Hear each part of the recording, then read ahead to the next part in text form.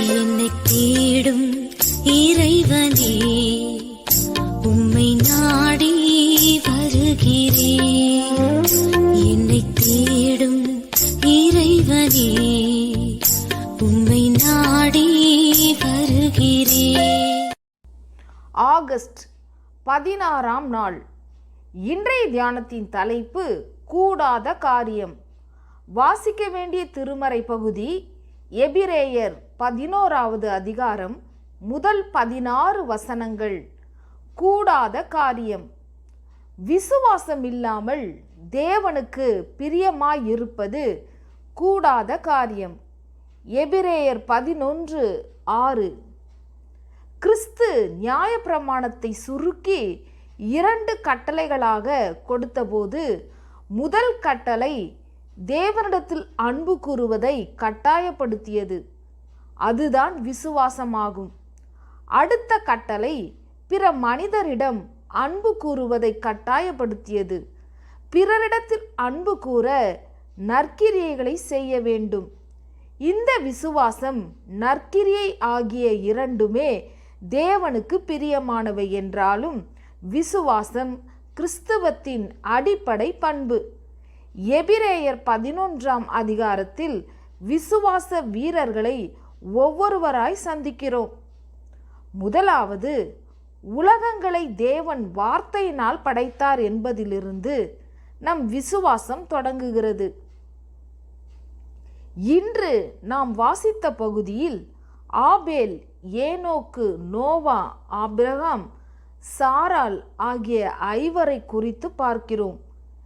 இவர்களும் இவர்களுக்கு பின் பட்டியலிடப்பட்டவர்களும் விசுவாசத்தினாலே என்னென்ன செய்தார்கள் என்று இந்நிருபத்தை ஆக்கியோன் அழகாய் சொல்லிச் செல்கிறார். இவர்கள் யாவரும் விசுவாசத்தால் இவ்வுலக ஆசீர்வாதங்களை பெற்றுக்கொண்டனர், மறுமைக்குரிய ஆசீர்வாதங்களையும் பெற்றுக்கொண்டனர். எப்படியானாலும் விசுவாசிகளை தேவன் ஆசீர்வதிக்கிறார். அவர்களிடம் பிரியமாய் அன்பாய் இருக்கிறார். விசுவாசத்தினாலே நாம் தேவனிடத்தில் நம் அன்பை, பிரியத்தை வைக்கும்போது அவர் நம்மிடம் அதிகமாகவே பிரியமாயிருக்கிறார். இதையே மாற்றி சிந்தித்து பாருங்கள். விசுவாசிப்பது தேவனுக்கு பிரியமானது. விசுவாசம் இல்லாதிருந்தால் அவருக்கு பிரியமாயிருக்க முடியாது. அந்த அடிப்படை சத்தியத்தை மனதில் இருத்திக் கொள்வோம். பிறரிடத்தில் அன்பு பாராட்டல், நற்கிரியைகளை செய்தல், ஒழுக்கமாக வாழ்தல் யாவுமே தேவனுக்கு பிரியமானவைதான் என்றாலும் அவரை விசுவாசிக்காவிடில் மற்ற காரியங்களை நாம் செம்மையாக செய்யவும் முடியாது, தேவனுடைய பிரியத்தை சம்பாதிக்கவும் முடியாது.